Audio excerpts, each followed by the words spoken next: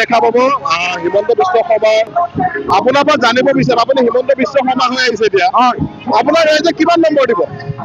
একদম পুৰা 100% নম্বৰ দিব ইমানখিনি কাম কৰিছে বিজেপি চৰকাৰ কিয় নিদিব আপুনি আগতে বিজেপিত আছিলে হয় মই বিজেপিত আছিলোঁ মই ডিষ্ট্ৰিক্ট ছ'চিয়েল মিডিয়া চেনেলৰ কনভেনাৰ আছিলোঁ কিষাণ মৰ্চাৰ এতিয়া মই অসম জাতীয় পৰিষদত সুজিত ফুকন আৰু জীৱন চুতীয়াৰ মাজতে হয়তো যুঁজখন হ'ব আৰামত হ'ব হিমন্ত বিশ্ব শৰ্মা মানুহ হিচাপে ভাল তেখেত ভাল ৰাজনীতিবিদ এজন তেখেতক নম্বৰ দিবলৈ মই 10ৰ ভিতৰত 8 নম্বৰ দিম হিমন্ত বিশ্ব শৰ্মা জিন্দাবাদ বিজেপি তাতে হিন্দুত্ববাদী দল বুলিয়ে কয় আপোনালোকতো যেতিয়া আছিলে তেতিয়া আপোনালোকে হিন্দুত্ববাদী কৰিবলগীয়া হৈছিল তেতিয়া কৰিছিলোঁ জিন্দাবাদ এইবাৰ জয়ী হ'বই তাতকৈ অধিক ফলাফল ভোট আমিয়ে পাম হিমন্ত বিশ্ব শৰ্মাক ভাল পোৱাৰ 5টা কাৰণ কওকচোন কি কাৰণ হ'ব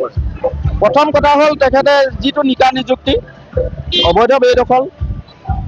তেনেকৈ ধৰি আপোনাৰ যিখিনি এতিয়া স্বচ্ছভাৱে যিখিনি কাম অফিচিয়েলি হৈ আছে আমি তাক স্বাগতম জনাইছোঁ তেখেতক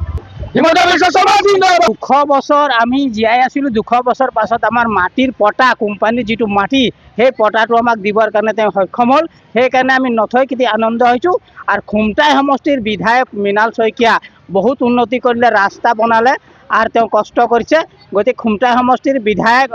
একেবাৰে মানে বহুত ভোটত জিকিব তেওঁ মানে আমাৰ মানে প্ৰতিশ্ৰুতি আমাৰ আছে আৰু আমি জানো বিশ্বাস আছে গতিকে তেওঁ জিকিব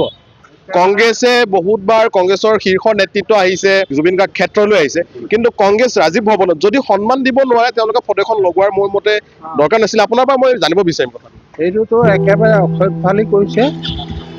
সেইটো এটা মানে ক'ব নোৱাৰা মানে বাক্য যিটো মানুহৰ মানে সেইখন মগজতেই নাই যে জুবিন কোন আৰু কংগ্ৰেছে সেইখিনি কি কৰিলে গোটেই সকলো মানুহে দেখিলে আৰু তেওঁলোকে কি কৰিব ভৱিষ্যতে আৰু তেনেকুৱা মানুহৰ লৈ পেলাই কোনো হেৰিয়েই নাই আৰু গোটেই মানুহ মানে তেওঁৰ ওপৰত মানে কংগ্ৰেছৰ ওপৰতে সেইবোৰ খবৰ কাৰণে এতিয়া জ্বলি পকি আছে তেওঁ যিটো গুৰ মাৰিছে সেইখন ফটো লগোৱাৰ কি অৰ্থ হ'ল তেওঁলোকৰতো বহুত মানুহ আছে হেৰি কৰা মানুহ তেওঁলোকেতো কিবা এটা বাধা দিব পাৰিলে হয় কিবা কৰিব পাৰিলে হয় মৃণাল শইকীয়া জেন জিয়ে কি বুলি কিহৰ কাৰণে ভোট দিব কিয় ভাল পাব যিহেতু পৰিৱেশ সংৰক্ষণৰ ওপৰত বেছিকৈ গুৰুত্ব দিয়ে বৰ্তমান যিটো পৰিস্থিতি হৈছে পৰিৱেশক লৈ তেওঁ অধিক গুৰুত্ব দিয়ে সেইবাবে তেওঁক ভোটটো দিম বুলি ভাবিছোঁ আমি প্ৰকৃততে হিমন্ত বিশ্ব শৰ্মাকে ভোট আৰু এবাৰ মুখ্যমন্ত্ৰী কোন হ'ব বুলি ভাবে মুখ্যমন্ত্ৰীটো এতিয়া বৰ্তমানজনো হোৱা এটা দেখিছোঁ দৃষ্টিপত্ৰত দেখিছোঁ